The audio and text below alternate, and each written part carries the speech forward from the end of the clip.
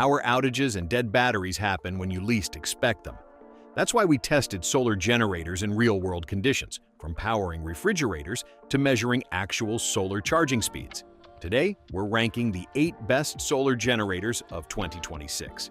My top pick wasn't the most expensive, it simply delivered the best overall performance. If you're shopping for reliable backup power, stick around until the end. And if you enjoy hands-on product reviews, subscribe. Let's start at number 8.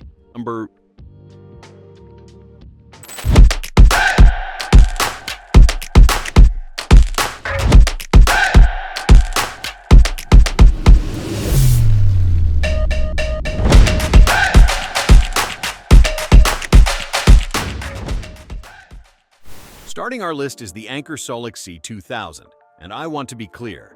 This isn't a weak product, it's just outclassed by the machines ranked above it.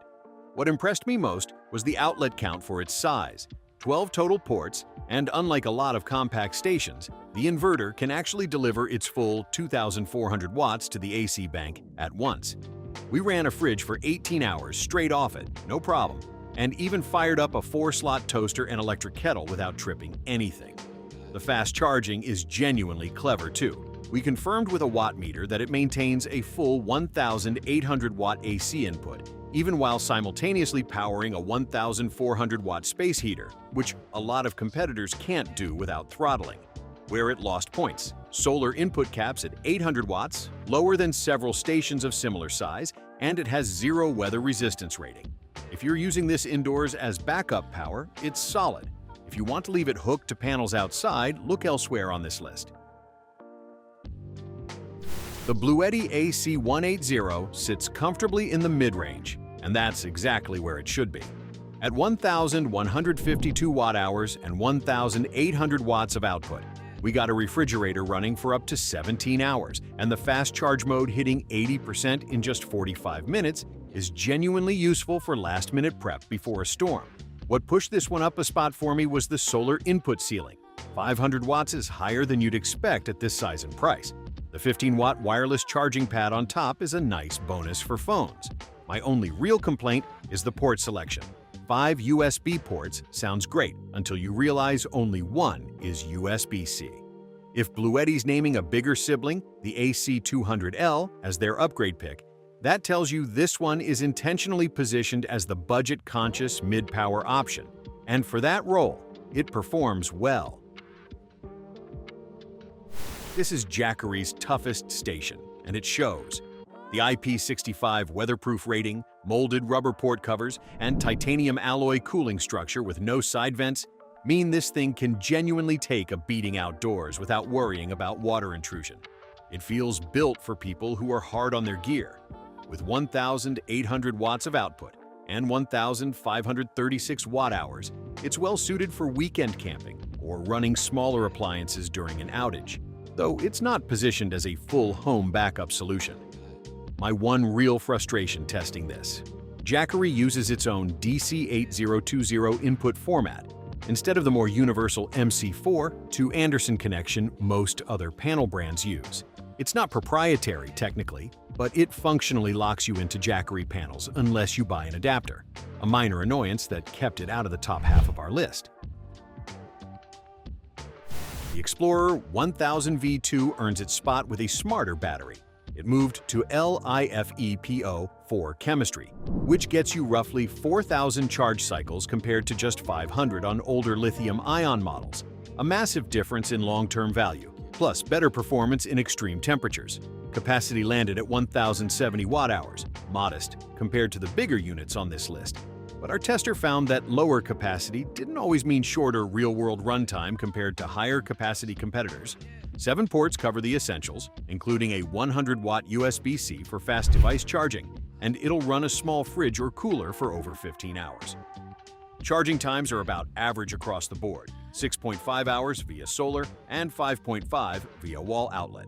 It's not designed to power major appliances, but for off-grid camping and keeping smaller electronics topped off, it's dependable and easy to travel with. The Solix F2000 is where things start feeling like serious power. The heavy-duty wheels and telescoping handle make this genuinely easy to move around, whether you're relocating it at a campsite or wheeling it to a different room during an outage, a detail smaller reviewers tend to overlook. But if you've ever tried lugging a battery this size, you'll appreciate it immediately. With 12 ports, including an RV-specific outlet and support for up to 1,000 watts of solar input, it recharges in just a few hours with a 200-watt panel in good sun. Anker's companion app was one of the better ones we tested. Full remote control over which ports are active, plus real-time charging data without walking outside to check. It's a genuine powerhouse capable of running a fridge or even a greenhouse heater, and it just barely misses our top 3. The Yeti 1500 is a station built for people who take their gear into genuinely rough conditions. IPX4, weatherproofing, outlet shields, and individually controlled LED lighting per section make it feel purpose-built for the outdoors. In our blackout simulation, we ran a Wi-Fi router, lamp, TV, and tower fan simultaneously while charging a phone and laptop, and still had over 2 days of estimated runtime left on the display. Solar performance was honest and respectable. Pairing with a 200-watt panel in full sun, we consistently saw 125 to 145 watts of actual input, about 70% efficiency, which is genuinely good for portable panels. The dual DC inputs mean you could theoretically run 2 arrays for up to 900 watts combined. Our only real annoyance was Bluetooth connectivity. The app needed manual repairing nearly every session, which got old fast.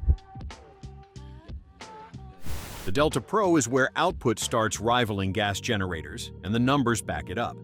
We ran a full-size 25 cubic foot refrigerator for 51 hours and 24 minutes on a single charge, a genuinely remarkable result.